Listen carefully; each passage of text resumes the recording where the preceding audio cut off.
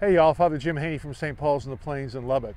I am here in front of the Cadillac Ranch, one of the most bizarre sights in our diocese. 10 Cadillacs, vintage Cadillacs, junkers, purchased from a junkyard and then planted nose down in the dirt in a row, supposedly at the same angle that the pyramids in Egypt are. I haven't tried to measure that. As you can see, it's a Monday morning and still there are lots of people out here. It's a popular place for folks to stop and get their pictures taken. I worry that this is what they think Texas is, but okay, whatever. Bruce Springsteen even has a song, Cadillac Ranch. It has nothing to do with this, but oh well, oh well. It is iconic though. It is something recognizable. In the Disney Pixar movie Cars, which is a celebration of Route 66, they have various mountain formations that look like various car parts, vintage car parts.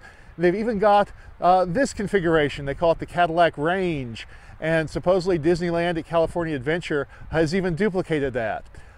Because these old cars are rusting, Disneyland's version will probably outlast the original here. The Cadillacs actually remind me of something kind of strange. They remind me of the apostles of all things. This week we celebrate the feast day of St. Peter and St. Paul on June the 29th.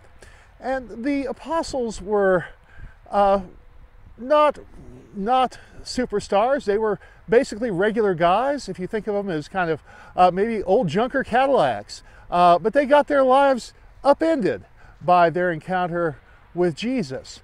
And because of that, we remember them millennia after their human lives. The encounter they have with Jesus is iconic. It is something that has been instructive to us. And we think of St. Peter and St. Paul this week especially. Peter and Paul were very different. Peter was very impetuous. Peter was not a very bright guy as far as book learning. And Paul was just the opposite. Paul was very well educated.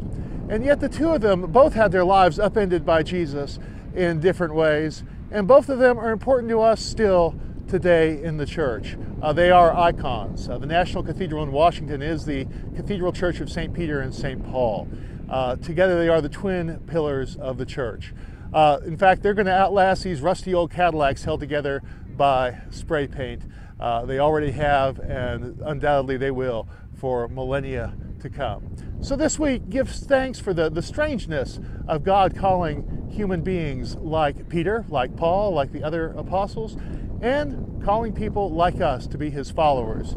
And yes, it might mean we get upended, and we might have to have changes made in our lives, and yet that is something that is wonderful to celebrate. So God bless, and have a great St. Peter and St. Paul's Day this week.